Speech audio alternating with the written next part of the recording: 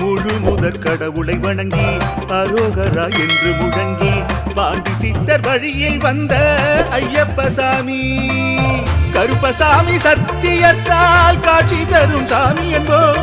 மகிழ்ச்சியான அருள் வாக்கு தருகின்ற சாமி என்போம் எலும்பிச்சையாலே அனைத்து நோய்களை தீர்த்து வைக்கும் சாமி என்போம் திருநீரு தந்து பெரும் பாவங்கள் போக்கும் சாமி என்போம் பாவங்கள் போக்கும் சாமி என்போம் சமதர்மம் வளர்க்கும் நம்ம